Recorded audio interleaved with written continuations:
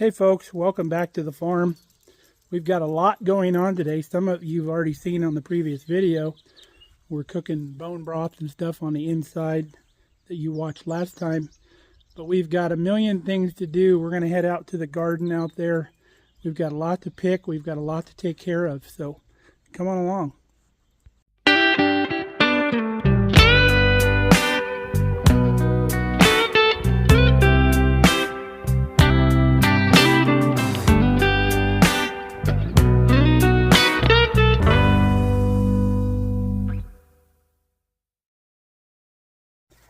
All right, first thing we got to do is water everything in and around the greenhouse.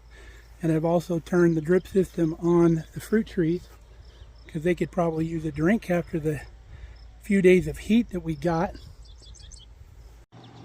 Got everything watered inside the greenhouse. I got the lick tub watered. Now I'm deep watering our herb bed. Look how this thing just took off. Everything's doing amazing out here. Got some lemon balm and some cilantro. Kelly's got some flowers. I don't recall what they are in the back. We've got lemon basil and regular basil just starting to bolt here. We've got two types of sage. We've got some Thai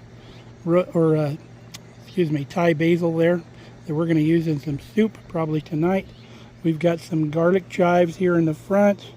This is either oregano, probably oregano. So this bed's doing beautifully. We're going to let the water run in here for a while. We're going to deep water it. Remember, if you just spray this with a hose, it's only going to go down like that far. So run the water in there for a while. Let's go out in the garden. Here we are in the garden.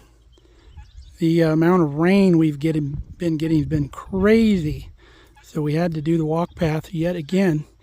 The mulch on the rows is still doing its job. No weeds. I highly recommend our method of doing that. So we got a few things to harvest out here. You can see that this zucchini here on the end is just kind of giving up, which we thought it would, but we still have a couple in there. And we'll probably just throw some more seeds in here because it's still early enough and squash grows fast enough that we could probably get a few more plants up and harvest some squash before late fall. So we've got some cabbage to harvest. Let's go down and get it. Okay, here's all of our green cabbage. Now you can see there's some bug damage, and a lot of people would, inexperienced, would go out in the garden and say, oh, this cabbage is a total loss. Well, it's not. It's all exterior damage. We still got a nice head in the middle, and we're going to get them harvested. We'll clean them up and we'll show you. Got our cabbage all cleaned up. You can see we still have some beautiful heads of cabbage here. Your produce guy does the same thing in the store. Before he puts it out, he'll peel those outer leaves off and make it look as good as he can. So let's get this in the house, then we've got more to harvest. We put a couple heads in a 2-gallon Ziploc bag with a big piece of paper towel to kind of soak up the moisture. We're going to use those within the next couple days. And these we're going to take care of today. So we're just going to throw these in the fridge so they stay cool. And we'll go back out and get some more. Next thing we're harvesting is our broccoli. Got a huge head there, huge head here. We've already harvested a few, and they'll come back with little smaller heads once you harvest them. Little tiny heads around the main stalk. So we'll grab those as well. You can see we've got some of the smaller heads of broccoli picked after the main head has been harvested. I'll show you. You can see down in here, see these small heads forming? That's what they look like. Still got the large one forming in here. But once you cut that main stalk, they'll send out other little shoots sideways with all of these. Got all of our broccoli cleaned up. I love this giant colander that we found at Junk Jaunt. It's fantastic for pre-washing your vegetables out by the garden. Love it. Couldn't tell you where to get one, but if you find one, grab it up. Now, same treatment to our broccoli. We put all our little heads in this one bag, and then we separated the two big ones. We'll put them in the downstairs refrigerator. It's very good to have an extra fridge, folks, to put your garden stuff in. Now, if we don't get to these within the next couple days, we have lots of options. We can cut them up, shrink wrap them, and freeze them. Kelly can freeze dry them. There's so many things that you can do. You can even ferment your vegetables. We've been picking our cauliflower already. We've got three heads picked earlier in the year, over the last couple weeks. We have 2 heads left that we're going to harvest today. You'll see there's one hiding down in there, and then that smaller one there. Need to pick them before they start opening up. Okay, we got some more stuff harvested out of the garden that we need. We got the cauliflower.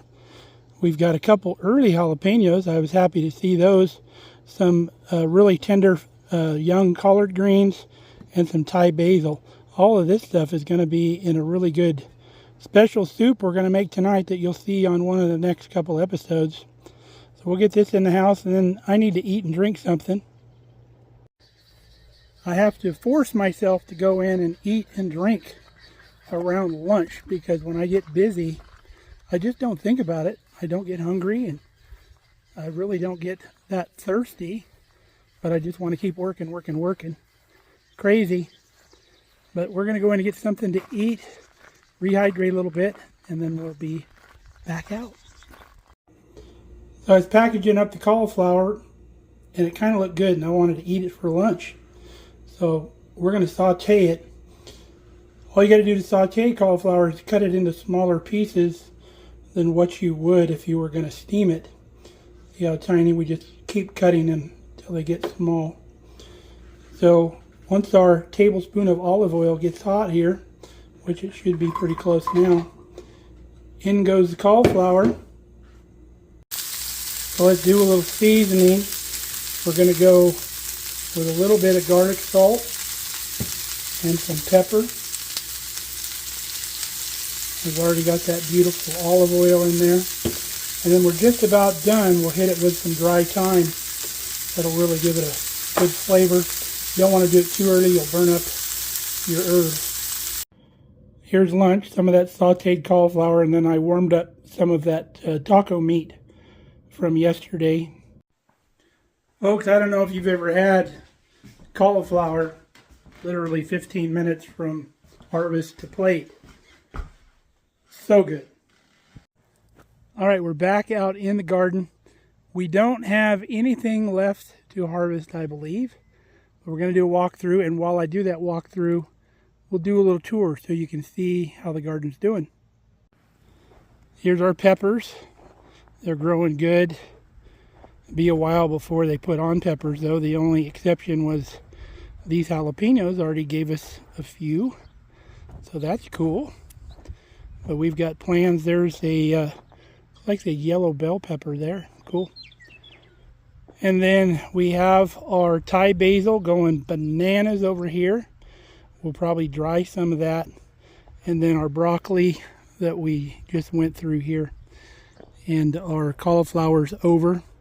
We'll probably leave the greens out here for a while, especially on the broccoli, because we're going to continue to get small heads out of that. But the cauliflower's done, but we'll leave them out here, maybe let the bugs concentrate on those so they'll leave other stuff alone. And then I believe this right here may be just a random Brussels sprout we threw in there. But we've got some green onions, our sweet peas. We'll have some snap peas to eat here pretty quick. It's our slow bolt cilantro we've been harvesting out of here. We love cilantro, so we've been eating the heck out of that. And then I had an extra watermelon in the greenhouse, so I just plugged it in here. Looks like it needs a little bit of water. The outer leaves are wilting a little bit. The roots aren't probably quite established, so we'll come give that a little drink. And then we have our one cucumber, because Kelly's the only one that eats cucumbers. And we've already got a bunch of pickles in the root cellar, so I don't need any more canning pickles. This is a long slicing English cucumber. Celery down here on the end, starting to get going. And then our sad squash row zucchini. This plant gave up the goat, so is this one. We still have 2. We've got a gigantic monster zucchini that got away from us. But we've got a couple there also that we can harvest and eat. Kelly's been freeze drying a lot of zucchini and it makes nice little chips. She seasons them up. Cantaloupe, you can see all the yellow flowers. Those are all going to be cantaloupe melons in there. And then watermelon down here, and our volunteer dill. Never have to plant dill. Once you plant dill in the garden, all these little flowers send out a seed. So you'll get volunteer dill every year. You just got to leave it alone. You'll see a little ferny plant growing. Just let her rip. And then this is our Crenshaw honeydew melon down here. And then we're going to go through the tomatoes here. I need to go get my pruners. Got a couple melons growing on the watermelons already. I didn't see when I walked by earlier. But, you can see one here on this plant too. There'll be more than those 2. So the tomatoes are climbing really well up into the trellis. But every now and then you get a limb that's like shooting straight out. And there's no room to tuck it in, and it doesn't make sense to tie it up to where it's going to want to break off or whatever. So anything crazy coming out into the row, I'll just come down here and I'll clip it just like that. So we have more of an upright plant. Doesn't hurt to prune these. You can do it all year long.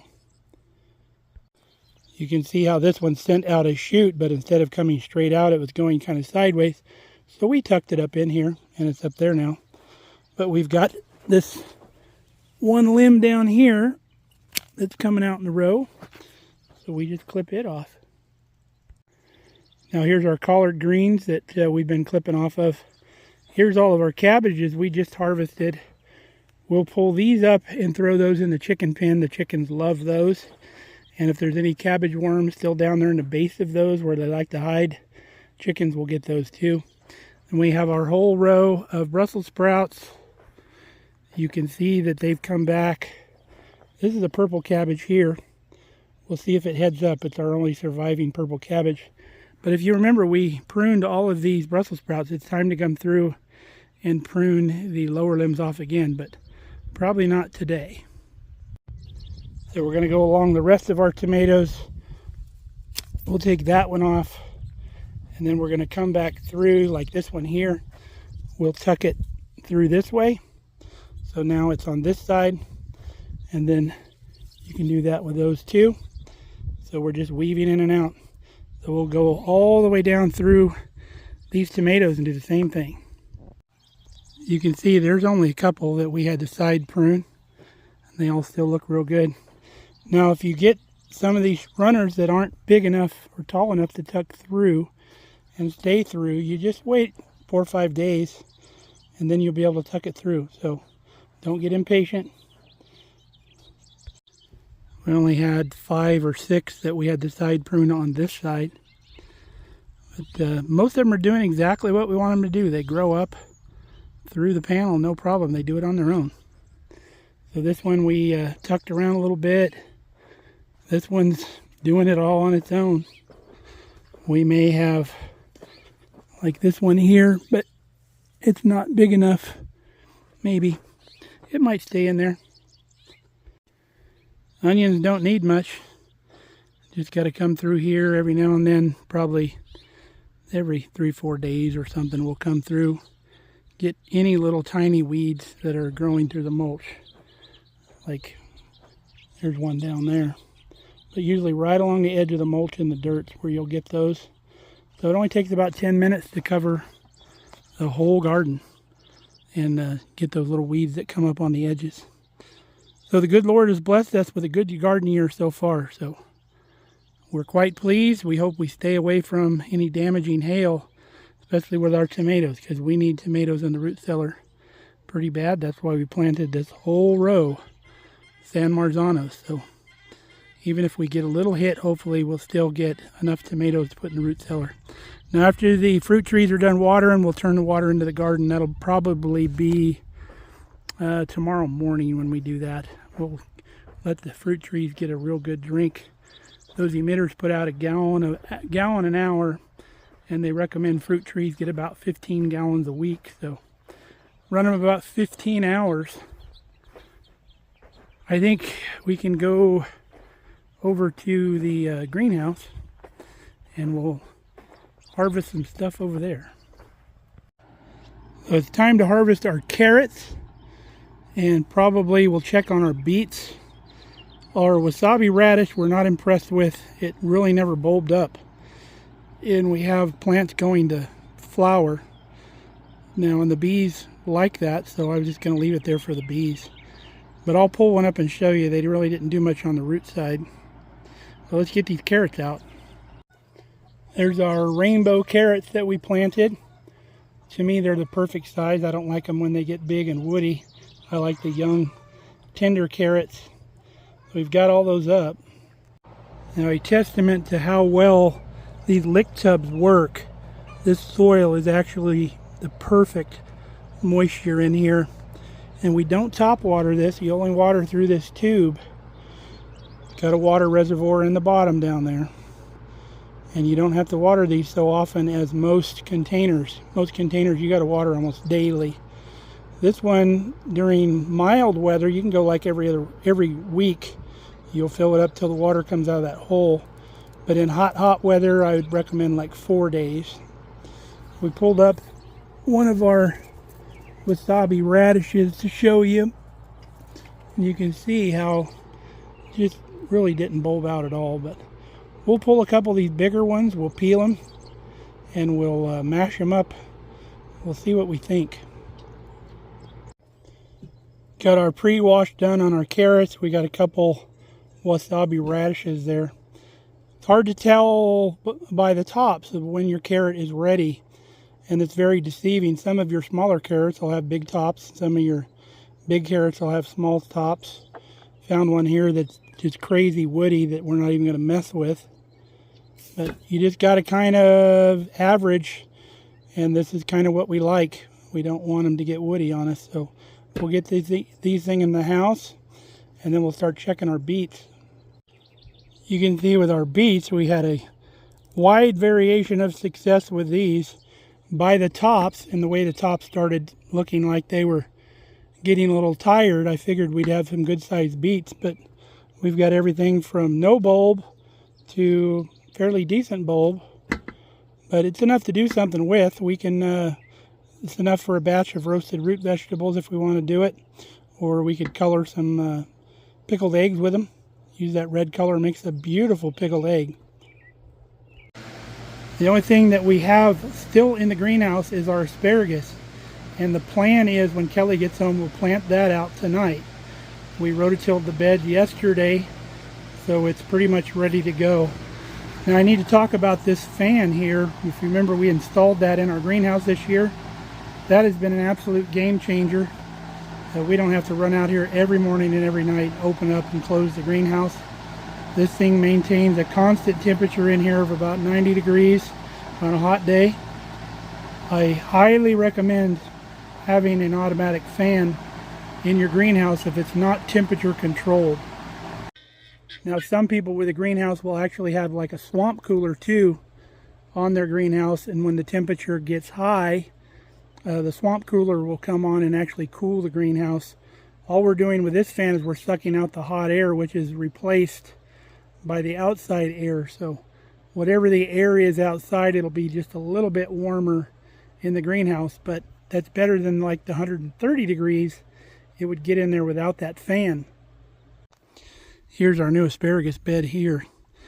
Now, if it's not stupid hot tonight, we'll come out here with our stump wrecker bucket and we'll dig a trench in here about 8 to 10 inches deep that we'll plant our little asparagus plants in, and as the plants grow, we'll fill in a little bit around them. Now I have the hose. I've already got a stub out here on our garden riser to where we'll connect to that. We'll come over here to the corner. We'll get the tractor like we've done a few times. If you're a friend of the channel, we'll dig a little trench here, much like we did out here in the garden, and we'll run our drip hose over to here. It's a mainline hose, not any emitters in it. And then we'll stub up right in the middle of this bed, and then we have a 100-foot hose to run down that's even long enough On the other end, once this row gets established, we're going to take that row on the end, dig those up, move them over in line with this row. And that won't be for about 2-3 years once these get established. But that's the plan tonight. I hope it comes together. But the last thing we need to do here by ourselves is we're going to thin/prune our apple trees. I finally had a chance the other day to do the weed spray around the garden perimeter and do our strip sprays. We were long overdue, but we couldn't get a day without wind or rain. But finally got one. Today'd be perfect early in the morning, but we've already got it done. Now let's talk thinning fruit trees.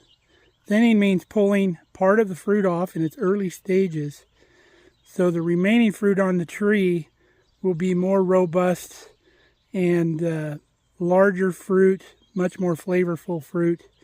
So it's a common practice, especially out where we came from in California.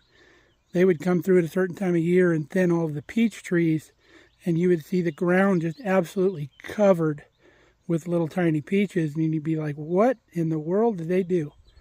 But the remaining peaches on the tree were gigantic, beautiful peaches.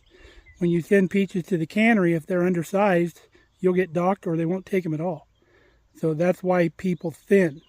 Now, one way to thin is to prune. I learned that from an outfit called Dave Wilson Nursery. They have a few videos online, really good videos. But if you don't aggressively prune your trees, what can also happen is if you get a really good year where you get a lot of fruit, the limbs just can't bear the weight of all that fruit and it'll destroy your tree. The limbs will just start snapping off. And I'll show you what can happen. You can see this limb here was just absolutely fruit laden, super heavy, and it snapped off the tree. But if you remember, this tree here on the end is what we've been trying to make a tree out of again, because it hadn't been pruned well before, and some of the limbs had already broken off and the tree was pretty much destroyed, unlike this one over here that's a big beautiful tree. But we haven't had any Honeycrisp apples since we've lived here, but this year was a good year and we're actually loaded. Now the plan was originally, and still is, once these lower limbs reestablished on this tree, we were going to cut this center trunk out. And that's where that limb came from, right here on this center trunk. So there's no time like the present. We'll go ahead and take that out. We'll trim off the upper portions of the smaller branches so they don't fall over and fall down. And then we should eventually get a nice tree again out of this stump. As long as it doesn't get diseased or something, we'll cut it up a little bit higher. So let's get that done. Okay, we've came through, we pruned this tree up, and we took off some apples that were overburdening some of these young branches. And I tried to concentrate on the apples that were the hail damage. They had little spots on them, and left the good ones. So now the ones that are still on the tree will be a lot nicer apples when they ripen. And the tree is already looking like a lot better specimen of a tree, because that was, again, the master plan is once the lower limbs got established, that old top trunk we'd take out. So we've got a pile there to get with the brush crusher. And then we're going to come over here and address some of the issues with this tree. I have a dead limb over here that needs to come off. And this limb out here is getting a little unwieldy. So we'll take that off, and then we'll look around if we need to thin this tree out at all too. All right, we've gone through and trimmed this tree up. Looks real nice. We've thinned out a lot of the undersized or damaged fruit. Still plenty left in there. Kelly's going to come out and be like, what did you do? Like the first time I saw this done. But she's going to enjoy the apples that come off of this thing. So let's get out here to the big trees. And out here it's just a matter, I think, cut limbs off, because we really can't reach up to thin these trees because there's apples way up in the canopy. But like this limb here, we can cut the outer end of it off out here, and it'll let the rest of that rise back up. We'll lose all these apples out here, but it's got to be done. If we allow this to happen, that limb will probably just rip out of the tree. Now the smaller tree out here is already at a disadvantage. It had already just fell over at one point, probably because it had a lot of fruit on it. And it was laying on the ground actually, and we've little by little cut off the stuff that was on the ground, trying to get this thing to grow vertical again. But we're out so far now that we need to address some of this, because if we allow this to continue, this whole tree will fall down yet again. And we want the middle of it to grow out here. It's going to be a little tough because this giant tree next to it, which is also an apple, kind of overshadows it. So this thing kind of grows out to get to the light. But a lot of this is going to have to come off. It's also going to make it nicer so we can mow underneath here really easy. And when I sit on my favorite bench, I can view the garden out here. But that's not why we're doing it. But let's get to chopping.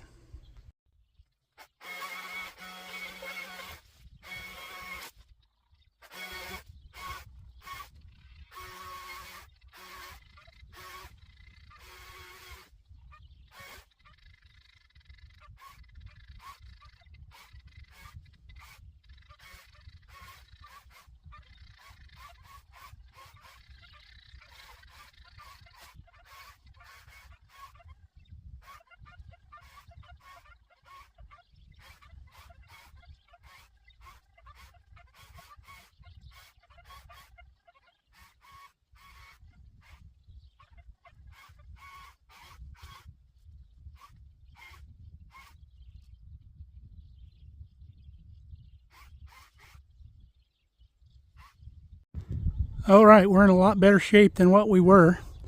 Now the pros say to thin about 30% of your fruit off the tree. And we probably got that accomplished just by cutting the longer outside portions of the branches, which saves the inner portion. There's still a ton of apples on this tree, so don't worry that we cut all of these off. I'll go show you the other tree as well. You can see we still have a ton of apples in this tree as well, even though we've cut a whole bunch of them off. Now these apples that are in the tree are going to benefit from the tree not having to support all of these apples down here. So all of those apples are going to do much better and get bigger. Now I just need to go through and put my brush in little piles. I don't have to carry it too far. I'll just make a bunch of piles. That way later when the tractor's out, I can come in here with the brush crusher and grab all these little piles of brush and take them up to the burn pile. Oh, we got our mess into 3 piles. Got one up on the hill up there. Well, 4 including the one over there.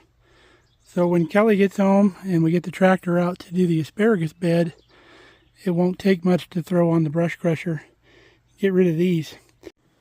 Oh, it's getting on to be the hottest part of the day out there. Now that we're just coming in, it's about 3:30. It feels so good to come in here to the cool house and get rehydrated.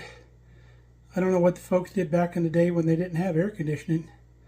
Probably just toughed it out. I wish I had my cattle trough. I've been wanting to get like one of those long oblong cattle troughs, a little bit bigger than a bathtub, where days like today I could have water in that thing and just go for a dip and just relax in there and cool off. It's going to be so nice. It's just not high on the priority list, so I haven't went and bought it yet. Well, Kelly has arrived home and she's decided that she does not want to do asparagus tonight.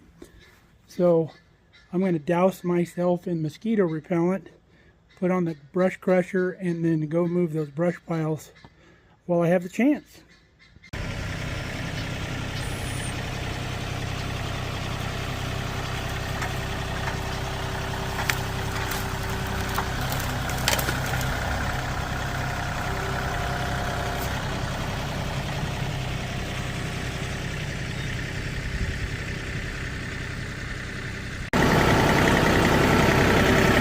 Well, that's a pretty wagon.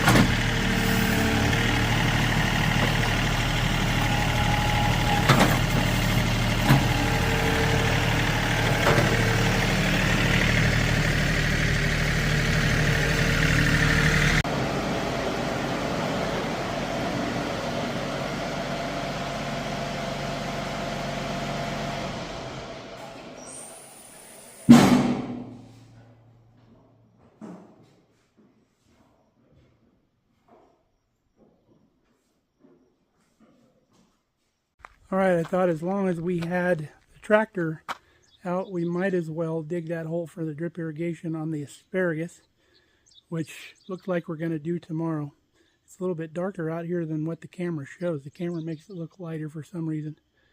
But we've got enough done today. We actually made 3 videos today. We've done so much. And I've still got a little bit to do inside, and then go in and wash all this bug spray off of me. So hope you enjoyed hanging out with me today in the garden and all the other 100 things that we did today. So until next time, stay safe, stay healthy. We love you guys. Come back and see us here at the farm. We have all those vegetables that we picked today to put up tomorrow. So see you next video.